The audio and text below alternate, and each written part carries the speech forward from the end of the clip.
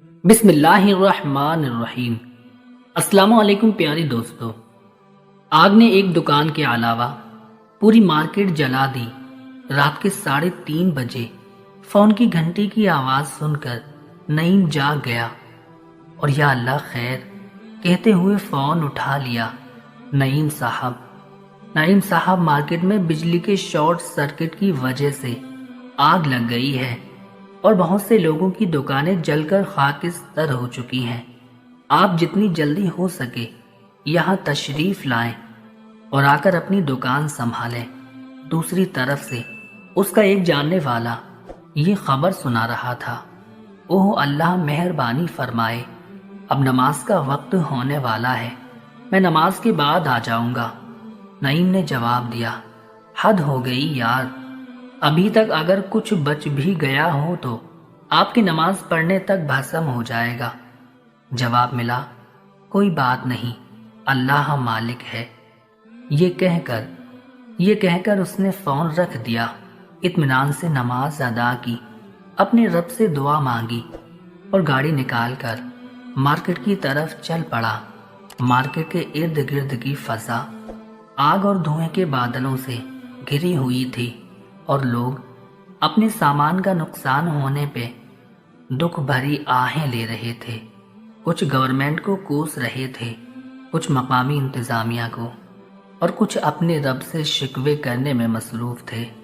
नईम के अलावा हर कोई अपनी दुकान खोलकर देख चुका था और लोगों का तकरीबन पूरा का पूरा माल जलकर खाकिस्तर हो चुका था।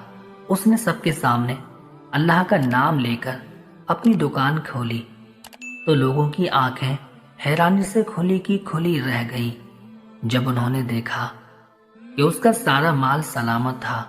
लेकिन नईम की नजरें बेचैनी से कपड़ों के एक थान की तरफ देख रही थी जिसको आग ने एक साइड से मामूली सा जला दिया था।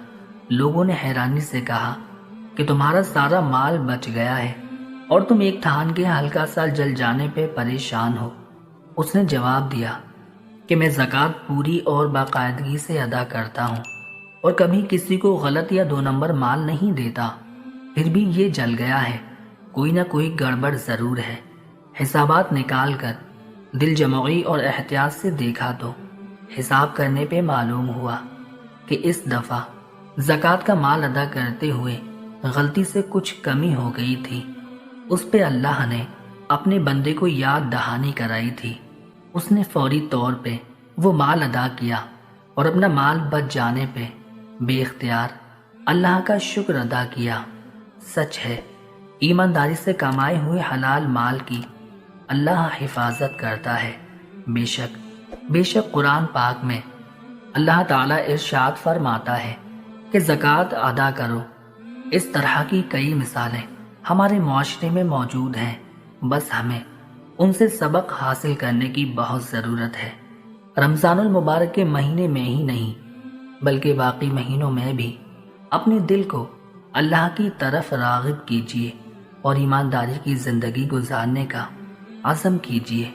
बराए मेहरबानी वीडियो को लाइक और शेयर ज़रूर कीजिएगा।